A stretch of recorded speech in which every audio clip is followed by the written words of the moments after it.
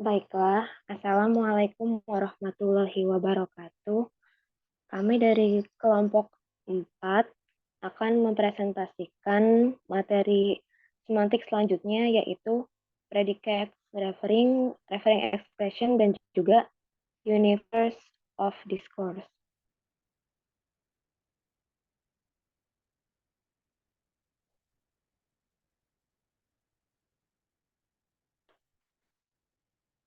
Di sini kami beranggotakan 3 orang, yaitu saya sendiri, Irisalia Abidah, dan juga teman-teman saya, yaitu Radela Febrian Putri dan juga Tiara Putri Angelina.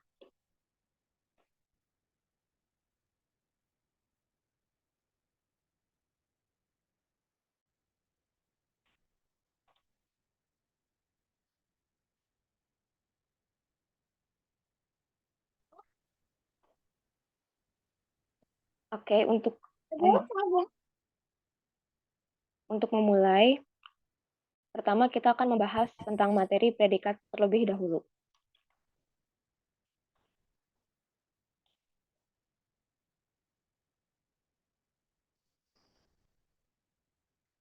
Sebelumnya, mari kita review materi sebelumnya yang dimana kelompok 3 membahas tentang referring expression. Nah, definisi dari referring expression sendiri adalah any expression used in an utterance to refer to something or someone. Jadi sebuah ekspresi yang digunakan di dalam ucapan untuk merujuk kepada sesuatu atau seseorang. Contohnya, my dog beat the postman. Dalam kalimat ini, referring expression-nya ada dua, yaitu my dog, dan the postman. Sedangkan yang kedua, Mrs. Amber is waiting for the train. Nah, pada kalimat ini, referring expression-nya ada dua juga, yaitu Mrs. Amber dan juga the train. Nah, di bawahnya ada practice. In the following sentence, delete the referring expression and write down the reminder. Nah, di practice ini kita diminta untuk menghapus referring expression dan menulis apa yang tersisa dari referring expression yang dihapus itu. Nah, yang pertama contohnya ada my dog beat the postman. Seperti yang sudah kita bahas tadi, dalam kalimat ini referring expression-nya ada dua, yaitu my dog dan the postman. Jadi, sesuai aturan dari perintah, maka kita menghapus referring expression yaitu my dog dan the postman. Jadilah reminder-nya adalah beat. Nah, yang kedua, Mrs. Race is writing the mayor's speech. Nah, pada kalimat ini, referring expression-nya juga ada dua, yaitu Mrs. Race dan juga the mayor's speech. Jadi reminder-nya adalah is writing. Yang ketiga, Cairo is in Africa. Nah, di sini juga referring expression-nya ada dua, yaitu Cairo dan juga Afrika. Jadi reminder-nya adalah is in. Yang keempat, Edinburgh is between Aberdeen and York. Nah, di sini, di kalimat yang keempat ini, referring expression-nya ada tiga, yaitu Edinburgh, Aberdeen, dan juga York. Jadi kita hapus itu semua, dan jadi tertinggal reminder-nya yaitu is between dan and. Yang kelima, displays things. Referring expression-nya adalah displays. Dan reminder-nya adalah things. Kemudian selanjutnya, John's car is red. Nah, Referring expression-nya adalah John Carr, dan reminder-nya berarti adalah is red. Dan yang terakhir, Einstein was a genius. Nah, seperti yang sudah kita bahas sebelumnya, berarti referring expression-nya adalah Einstein. Sedangkan reminder-nya adalah was a genius.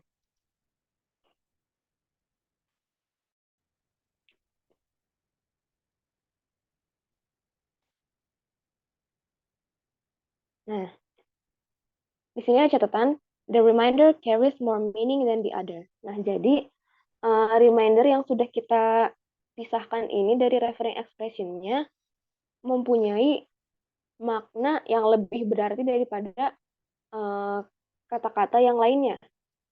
Nah, contohnya seperti is writing. Nah, is writing itu kalau kita hapus is dan sufiks ing-nya, berarti kan tinggal write. Nah, write itu yang dinamakan sebagai reminder. Nah, itu mempunyai makna yang lebih penting gitu daripada kata-kata yang lainnya. Nah, nah apabila dalam kata is writing, apabila is dan sufiks ing-nya itu kita hapus, kita masih bisa mengerti kata-kata itu apa, yaitu write.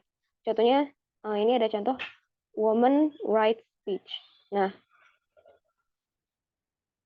kita dalam kata-kata woman write speech, kita menghilangkan the is dan sufiks ing, yang kata-kata lengkapnya adalah the woman is writing the speech. Tapi bahkan dalam woman write speech, kita masih bisa mengerti artinya itu apa. Nah, jadi apa maksudnya? Nah, di sini ada praktis lagi. Nah, di perintahnya itu kita disuruh untuk menuliskan single word yang membawa makna yang lebih spesifik daripada kata-kata yang lainnya, seperti yang sudah kita contohkan. Nah, pertama ada is writing, berarti yang paling pentingnya adalah write. Nah, kemudian ada is in. Nah, dalam hal ini, is-nya itu nggak begitu penting, yang pentingnya adalah yang in-nya. Kemudian ada is between and. Is dan and-nya kita anggap tidak terlalu penting, dan yang paling menonjol adalah between. Kemudian, empat ada things. Nah, yang ini yang reminder-nya yang paling penting adalah thing tanpa sufiks s.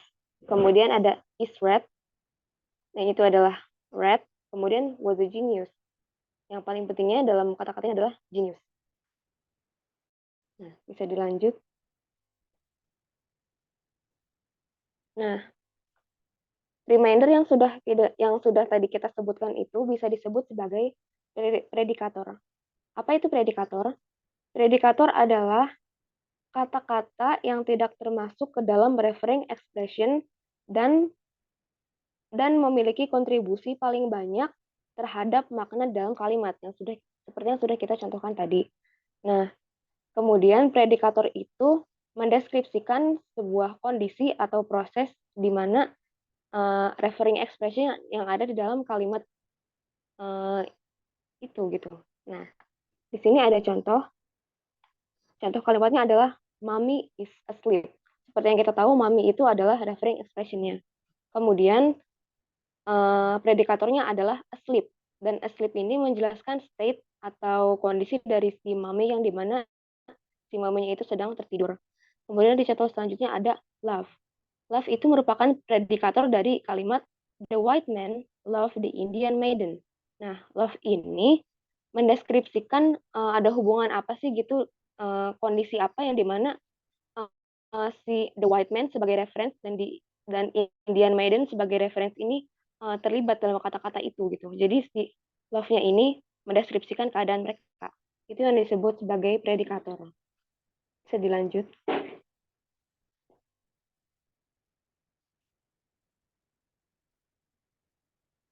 Nah,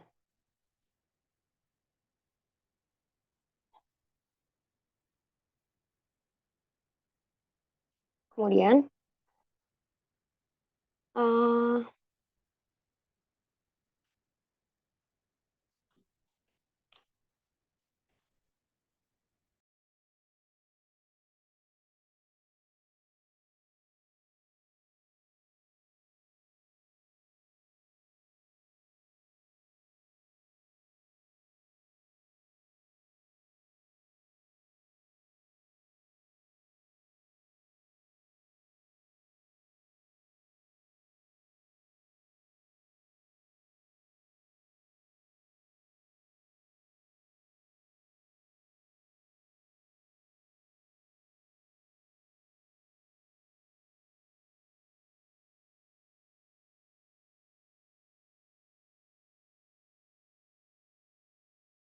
Nah, ya oke, bisa dilanjut.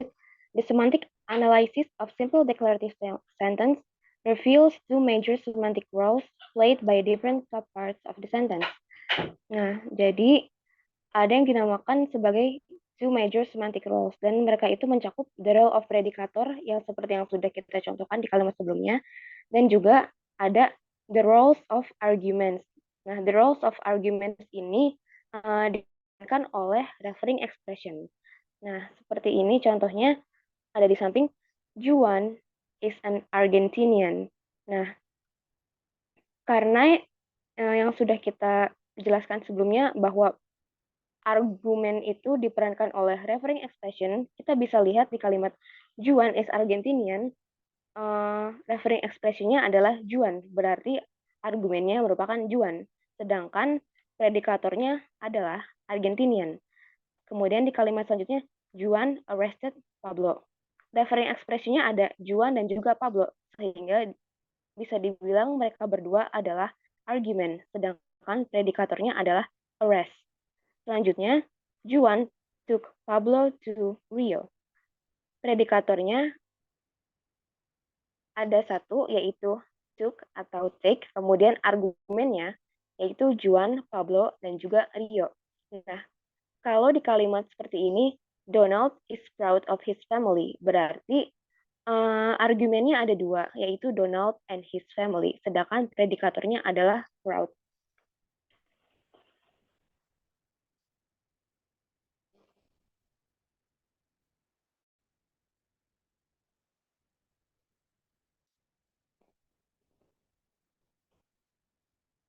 Kemudian, selain ada predikator, kita juga mempunyai istilah yang namanya predicate.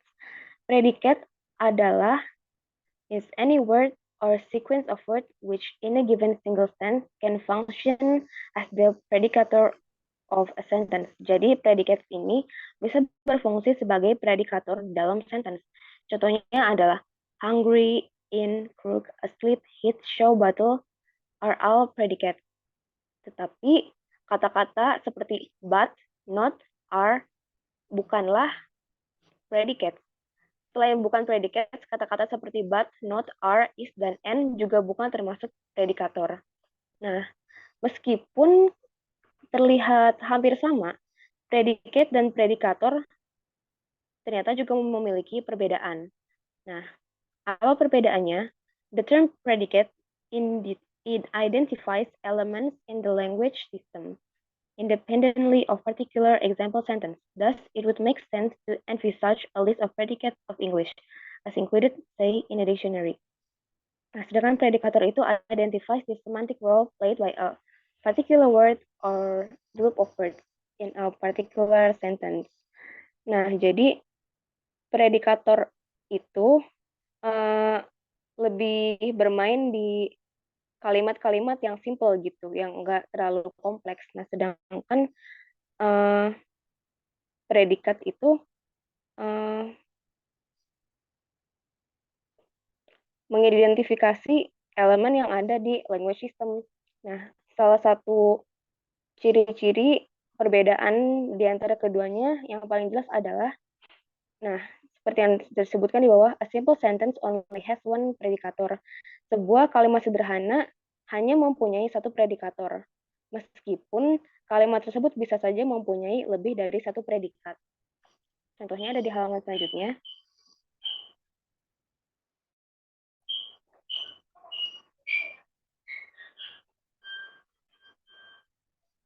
Nah, a tall, handsome stranger entered the salon. Nah, pada kalimat ini hanya memiliki satu predikator, yaitu enter. Enter ini seperti yang kita sudah jelaskan sebelumnya, merupakan elemen yang paling penting di dalam kalimat ini.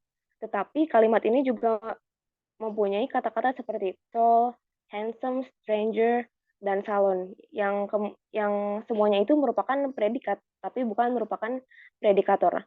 Nah, akan tetapi predikat seperti tall, handsome, stranger, and salon itu bisa berfungsi sebagai predikator di kalimat yang lain atau di kalimat yang lebih sederhana. Contohnya, John is tall. John is tall berarti predikatornya adalah tall. He is handsome. Berarti predikatornya adalah handsome.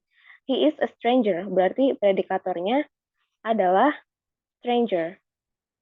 Nah, kita masuk ke materi berikutnya, yaitu degree of a predicate. Degree of a predicate is a number indicating the number of arguments it is normally understood to have in simple sentence. Nah, jadi degree of predicate ini adalah tingkat predikat yang dimana kita melihat ada berapa jumlah argumen di dalam kalimat tersebut. Nah, contohnya ini. Asleep is a predicate of degree 1. Asleep atau tertidur merupakan predikat degree, maksudnya predikat tingkat pertama, sedangkan love merupakan predikat tingkat kedua. Kenapa bisa dikatakan demikian? Karena biasanya kata-kata yang menggunakan kata predikat asleep melibatkan satu pihak saja. Contohnya, the cat is asleep. Kucing itu tertidur. The cat is asleep. Berarti argumennya cuma satu kan, yaitu the cat. Berarti asleep-nya itu bisa dibilang merupakan predikat tingkat pertama. Sementara love dalam kalimat biasanya melibatkan dua pihak atau dua argumen. Contohnya seperti I love you. Nah, argumennya ada I dan you. Nah, berarti love itu merupakan predikat tingkat kedua. Sama halnya seperti kata-kata lain, contohnya die mati. Nah, die itu merupakan predikat tingkat pertama karena melibatkan satu pihak, satu argumen. Sedangkan kalau murder itu merupakan predikat tingkat kedua karena nggak mungkin pembunuhan itu hanya melibatkan satu pihak. Misalnya he murdered John gitu. Nah, berarti kan reference express-nya ada he dan John. Nah, itu berarti murder itu merupakan predikat tingkat kedua.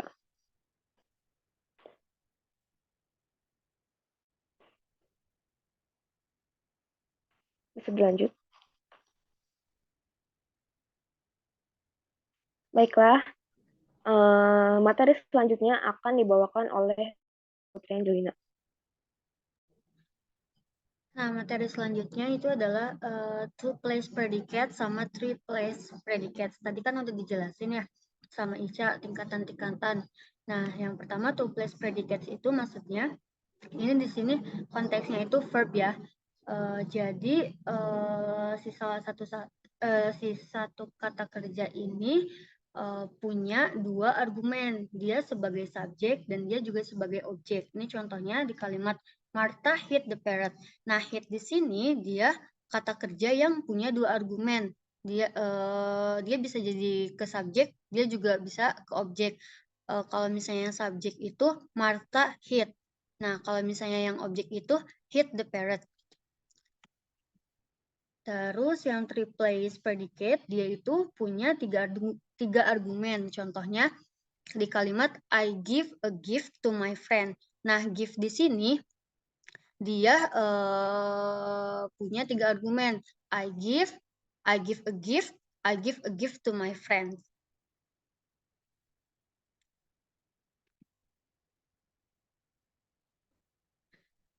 Nah, karena tadi kan kita ngebahas dalam konteks verb, predicate juga bisa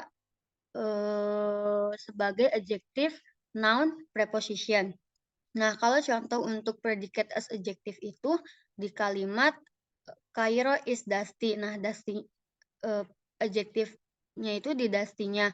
Kalau misalnya yang contoh di predicate as noun, Cairo is a large city. Nah, city-nya. Terus kalau yang di preposition, Cairo is in Africa. Nah, di bagian in-nya. Terus, nah biasanya itu adjektif sama noun itu cuma punya satu argumen, tapi ada juga yang mereka lebih dari satu argumen. Contohnya nih di noun. Noun itu bisa one place predicate sama two place predicate. Contohnya kalau di one place predicate ini, this object is pitchfork. Nah, di pitchfork ini dia cuma punya satu argumen, this object. Sedangkan kalau misalnya yang di to place predicate, contoh kalimatnya John is a brother of the mayor of Miami. Terus dia itu nounnya kan brother. Brother itu punya dua argumen, John is a brother sama di mayor of Miami. Nah, jadi di sini bisa disimpulin kalau misalnya predicates itu punya perbedaan fungsi untuk menyampaikan suatu ekspresi. Nah, contohnya di sini John is bestseller. Dia itu nggak bisa dibalik gitu ke bestseller is John.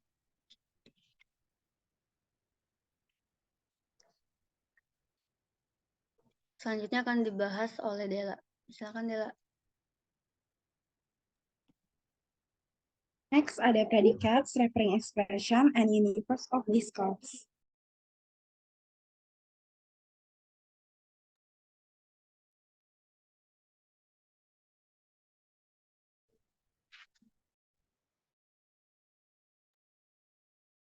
Jadi, hubungan perbedaan antara referring expression sama predikat bisa kita lihat dari kata yang sama di dalam referensi dan predikat yang berbeda. Kedua fungsi tersebut saling berhubungan di dalam bahasa. Terus di sini juga terdapat beberapa frasa, khususnya frasa kata benda tertentu, di mana kata tersebut bisa digunakan sebagai dua cara untuk menentukan referring expression sama predikat itu sendiri. Perbedaan dari referring expression dan predikat itu sifatnya mutlak, nggak bisa diganggu-gugat karena ekspresi di dalam ucapan itu bisa digunakan untuk merujuk pada entitas di dunia atau bahkan tidak digunakan sama sekali di dalam suatu pengucapan. Next.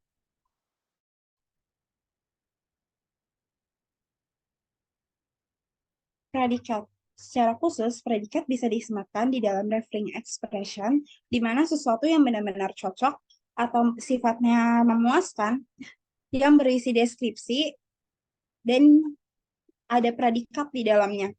Kehadiran predikat di dalam referring expression dapat membantu pendengar untuk mengidentifikasi referen dari suatu ekspresi.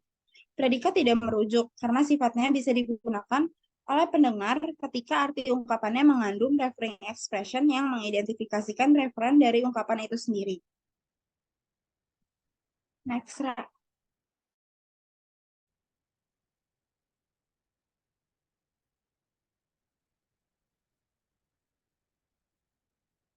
Jadi di dalam referring expression, bahasa tidak digunakan cuma di dalam dunia nyata, tapi juga bisa di dalam dunia imajinasi, di mana yang berisi pembahasan berbagai macam abstraksi tanpa batasan, tanpa jangkauan batasannya gitu.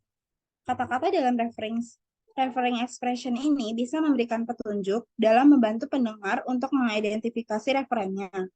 Karena referring expression ini mempunyai semantik yang berkaitan dengan makna kata dan kalimat yang sifatnya bersimpangan antara apa yang ada dan yang tidak ada.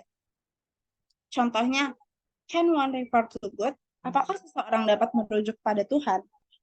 Ini tuh berisi pernyataan di mana jenis penafsirannya bisa merujuk dari gagasan ekspresi, sehingga tidak dapat digunakan pada entitas apapun di dunia nyata atau dunia imajinasi. Next.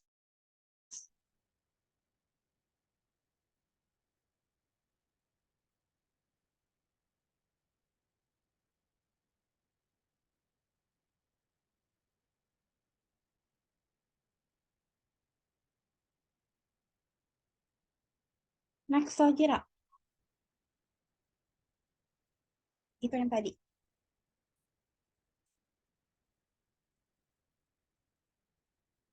Okay. Terus, universe of discourse. Itu adalah ujaran dari dunia nyata atau imajinasi yang diasumsikan oleh pembicara itu. Contohnya ketika dua orang sedang berdebat dengan tujuan yang berlawanan, dengan tujuan yang berbeda. Itu tuh mereka berdua itu dunia itu universe of discourse itu. Ngerti gak guys? Jadi misalnya ada perdebatan yang nggak menentukan hasil gitu, yang nggak ada keputusannya. Itu bisa dibilang universe of discourse. Terus generic sentence adalah kalimat pernyataan mengenai keseluruhan individu yang tidak dibatasi sebagai lawan dari individu tertentu. Ciri khas dari kalimat ini bisa diawali dengan a, the, atau nggak pakai keduanya gitu. Next.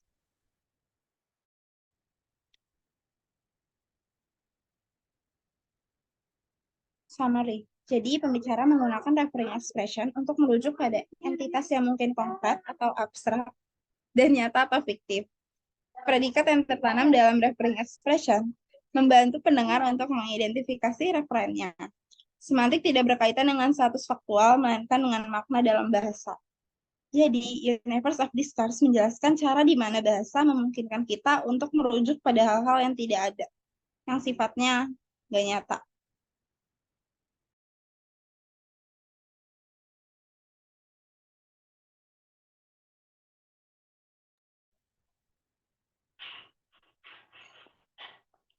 Baiklah,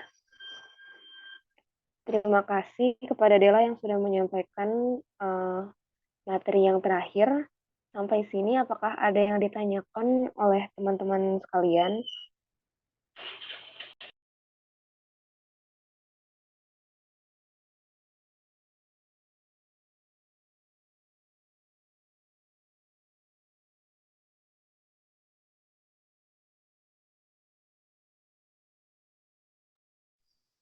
Apabila teman-teman masih memiliki pertanyaan, maka bisa segera dibuka saja kamera mikrofonnya. Apabila tidak ada, maka kami akan menutup presentasi kami hari ini.